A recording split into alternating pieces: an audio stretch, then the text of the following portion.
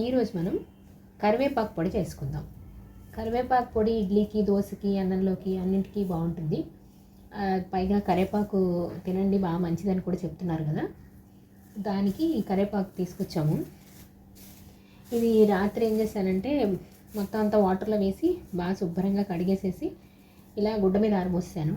ఇలా కాడలు కొమ్మలతోటే ఇలాగే కడిగేసి ఆరబోస్తే తొందరగా ఆరిపోతుంది. ఎండలో ఆరబెట్టక్కర్లేదు, జస్ట్ నీడలో ఆరబెడితే చాలు. ఇలాగా చూడండి, పూర్తిగా ఆరిపోయింది. ఇప్పుడు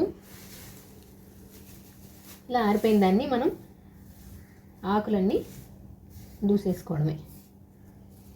ఇది ఈజీగా ఉంటుంది. మనం అదే ఆకులు ముందే దూసుకుని తర్వాత కనుక కడిగామంటే అది ఆరడం చాలా టైం పట్టేస్తుంది. తడి చెమ్మ అందులో ఉండిపోతే పొడి బాగోదు, బాగా రాదు. వేయించినప్పుడు బాగా క్రిస్పీగా వేగడం అది చేయాలి కదా. సో అందుకని ఇలాగా ఆరిపోయాక అప్పుడు తీసేసుకోవడం. ఇలాగా ఇదంతా తీసి పెట్టుకొని, ఇంత చాలా ఎక్కువ ఉంది ఆకు, ఇంత చేయను, బట్ కొంచెం చేసి పెడతాను. ఇది అంటే పొడి చేసుకోవడానికి ఏంటంటే మామూలుగా ధనియాలు, మినపప్పు, శనగపప్పు అన్నీ వేస్తాము కొంచెం కొంచెంగా. బట్ ఇంత ఆకు ఎక్కువ ఉన్నప్పుడు ఏం చేయొచ్చు అంటే ఉట్టి ఆకు కూడా కొంచెం డ్రైగా బాళ్ళీలో ఏమి నూనె అది వేయకుండా వేయించుకుని ఒక్క మిరపకాయ వేసి కొంచెం ఉప్పేసి మిక్సీ చేసి పెట్టుకుంటే అలా పొడిగాను ఎప్పుడన్నా ఒక ముద్ద తినచ్చు. లేదంటే మనం ఈ చారుల్లోనూ పులుసుల్లోనూ కావాలనుకున్నప్పుడు కరివేపాకు లేకపోతే ఈ పొడి వాడుకోవచ్చు, అలా వాడుకోవచ్చు దీన్ని. ఓకే, ఇదంతా విడదీశాక మళ్ళీ చూపిస్తాను.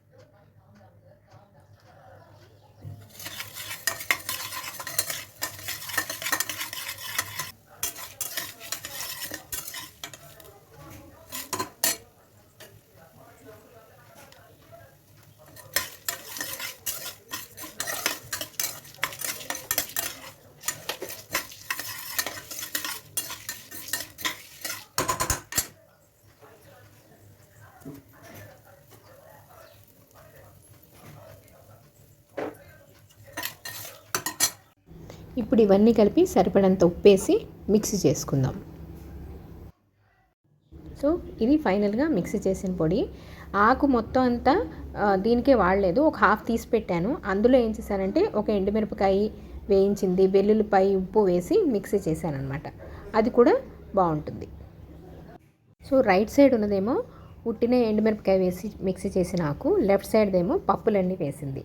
కాకపోతే ఇందులో మిరపకాయలు నేను ఎందుకు తక్కువ వేసానంటే మా మిరపకాయలు చాలా కారంగా ఉన్నాయి. మీకు కావాల్సిన క్వాంటిటీ మీరు టేస్ట్ని బట్టి వేసుకోండి.